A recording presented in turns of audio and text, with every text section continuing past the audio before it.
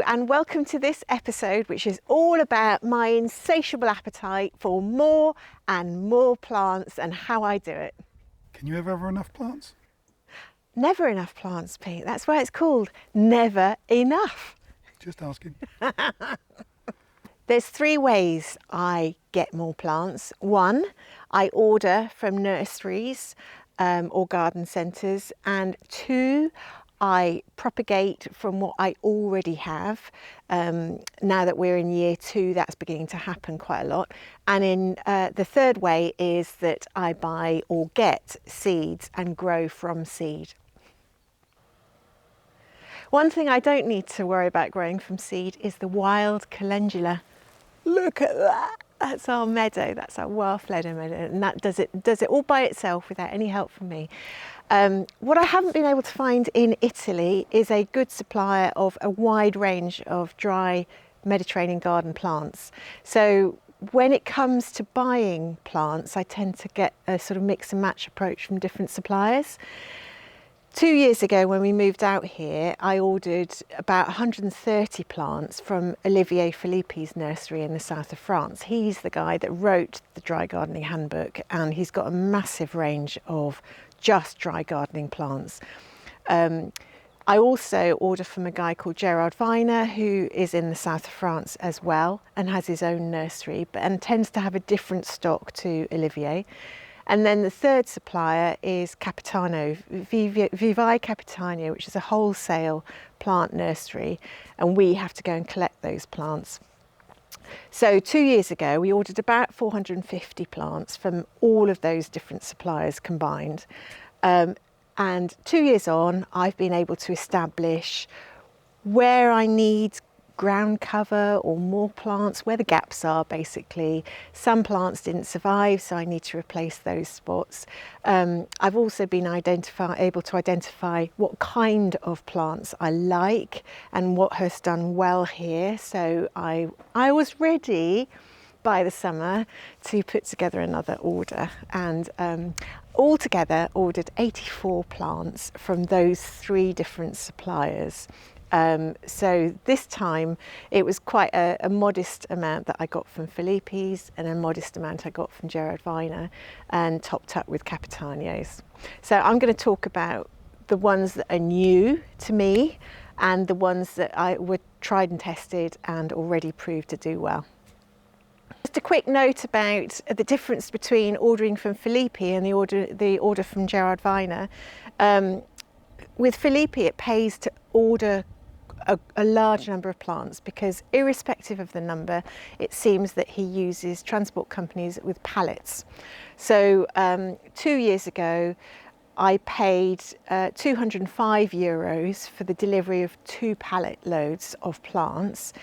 This autumn, even though the number was about 100 less, I still paid €185 for 1 pallet load of plants. So they come on a pallet like this, and you pay an awful lot of money. So all I would say about Philippe is it's well worth getting plants from there. However, get a lot. If you're going to get them, get a lot. With Gerard Viner, which you'll see in a minute with a bit of footage of when they arrived, and very excited, it's about €40 for a couple of boxes to be sent down from the south of France, because he puts them in a box instead. So what you got there, Sally? This is the first of 2 deliveries from France. This one is from Gerard Viner, and he sent it in a box, and it's come without any problem whatsoever. Where's the other one from France come? It never actually made it past Milan. Apparently, the Italian courier company that was linked to the French courier company decided that they couldn't transport plants, which was a bit bizarre, and I only found out because I rang up and had to speak to the guy in Milan to ask why they'd sent it back to Philippe's. So Philippe's apparently found another transport company, and I'm just waiting to hear whether he's going to ship it next week for me instead, because we changed all our travel plans because the olive harvest is coming early. So this is just one of many things to do. Can you have enough plants? Never enough plants, Pete. Never enough. And look, he puts them in straw. take me a while to unpack these, but I've basically got 6 Ebenus critica and 4 Rhomnea coulteri, the California tree poppy. Is that it? Well, half of those are for Rachel, not for me, because we shared the cost of the courier. Nothing else, just 2 different things. Just from Gerard, yes, Okay. because I can't find them in Italy. Right, well, I'm going to finish off my beer now. And I can't wait to join you. So let's start with the plants that are a known quantity, the ones that seem to have done really well so far, despite the drought of 4 months in their first summer, etc. So the first one I've got more of from Gerard Viner is the Ebenus critica. I've got 3 plants here already, and I ordered another 3, but they're tiny. So these are the established plants, and they like it so dry that if you water them in the summer, they die. So those are really happy. And I've got more of those. The Rhomnea coulteri is the California tree poppy. Beautiful flowers, and it gets really quite large. Quite hard to propagate, so I've ordered another 2 of those to go out on one of the other planting zones. This will get larger, but they are quite difficult to get seeds from. Over here, one of the reasons for buying this one here, which is called a Toicrium lusitanicum.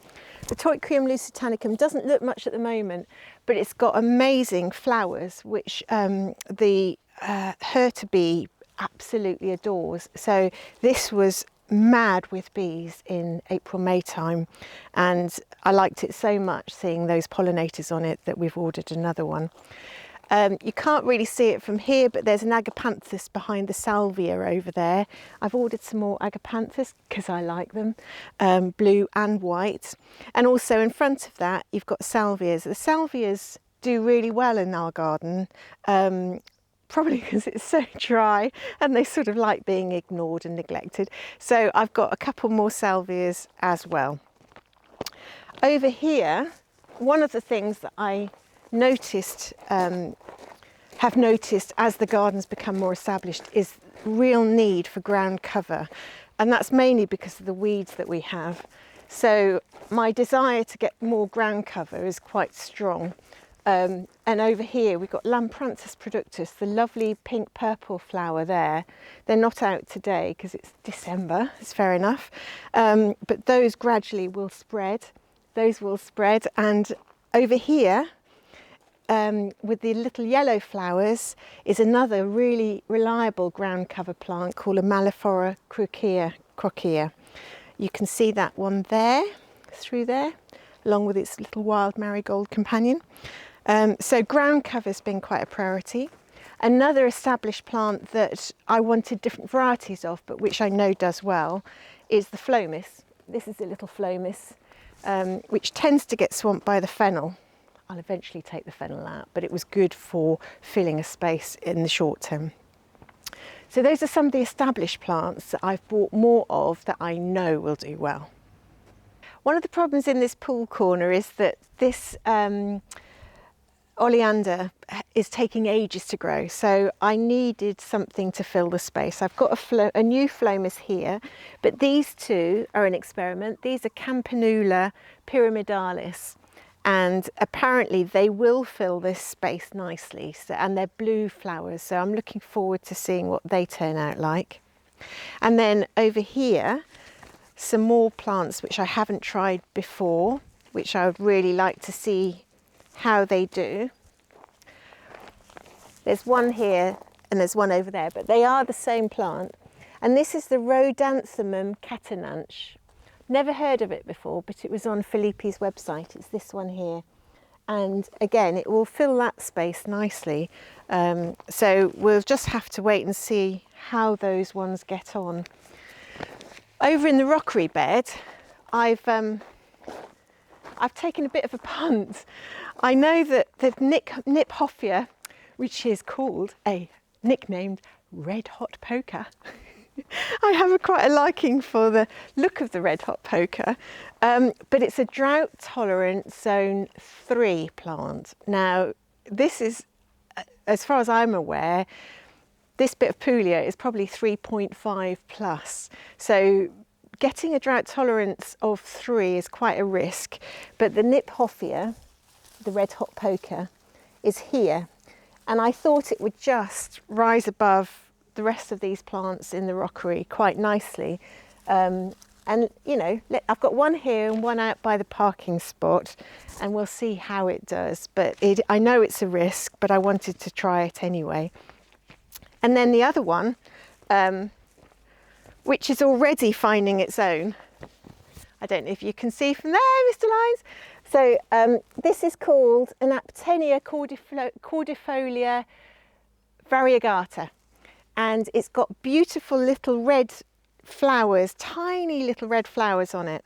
And as far as I'm concerned, that's already established itself because it's beginning to spread. So that's meeting my ground cover priority. Over here, if you'd like to come with me, I'm trying out a rose bush for the first time. So it's gone here, and this hello, this rose bush here is called Old Blush, and I got it from Filippi, and he writes it up as being drought tolerant, and it's beautifully positioned between the what I grew from seed, Euphorbia caraceus, and the Lavandula imniferi, which I'll talk about in a bit. But this rose Old Blush should hopefully sort of bring the height up of the middle of the bed and make it very pretty for being on the veranda and looking out. And then some other new ones. We are going out to the parking zone now. Is one called a Stachys cretica. Now, I did buy a Stachys cretica 2 years ago, put it in the plant in November, and it disappeared. It literally disappeared straight away. So I am delighted that I've even got this far. This is a month on, and the Stachys cretica here, it looks quite happy. So we'll see what that one does. And then I'm taking you out to zone 1. So we're going to go for a little walk because I wanted to do something for the birds around here. They get shot at between October and February. They've got nowhere to nest. All the big trees are dying from Xylella, the olive trees. So, except for ours, but ours aren't very big for them to nest in. So if I walk over here, it's so much wild calendula and weeds here. I apologise for that, but if I point this out, you can see what is already beginning to get quite established here. You can tell a Pyracantha coccinea. And a Pyracantha coccinea, it's got prickles on it, and the birds love nesting in it, sparrows especially. So that's gone there on purpose. The other ones in zone 1, which I'm experimenting with, I've got a Cotinus cojigrea, royal purple, and I've done that because our Cotinus cojigrea Grace has actually done really well here, so I thought why not try another one. And another one that I've got is called Rhamnus alternus, and I'm pleased about. I'm pleased about buying some ones which we haven't had before. We'll keep an eye on them, we'll look after them, and we'll see how they do. There's primarily 2 places I get our seeds from. One is a company called Plant World Seeds in Devon in the UK, and they are specialists in dry garden plant seeds, so I really like buying from them. And the other place, which because I'm a member anyway, and members can get up to 10 free seed packets a year, is the Mediterranean Garden Society. So between the 2 of them, I'm fairly well catered for, and that's where I plant my seeds from. So down here, for example, Hattie, you're going to have to go down. We've got a whole tray of snapdragon plants, and they're all drought tolerant.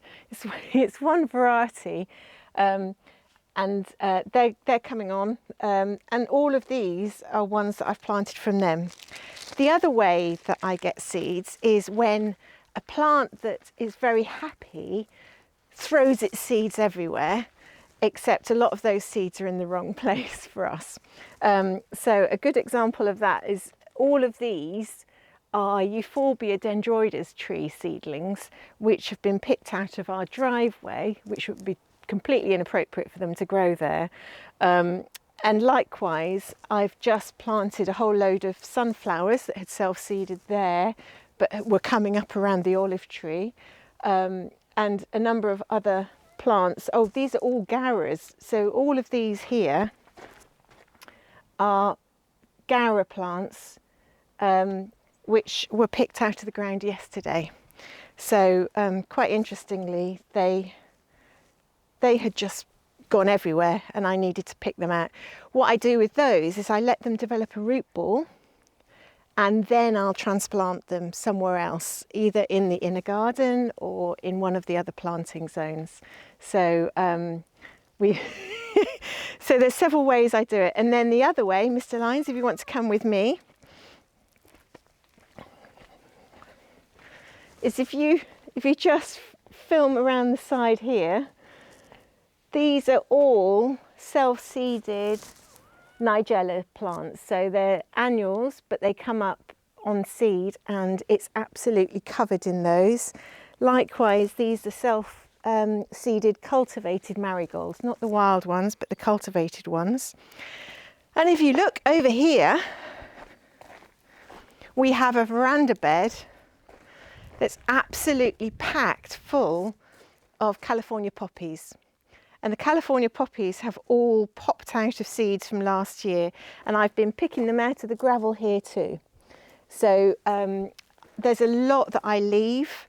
There's quite a few that I have to pick out, but either way, that's the other way that we're multiplying all the plants that we have. So while Pete and I are busy YouTubing, filming, etc., Atty, next door neighbour's cat that seems to have adopted us, it's just a 9-month-old kitten really, is lying here because he's pooped. It's exhausting following us around. Well, thank you for watching. I hope you've enjoyed this episode, and if you have, please give it a thumbs up. Don't hesitate to ask any questions or put comments in the box below, and if you subscribe, then we'll be delighted to have you on our journey with us. Thank you.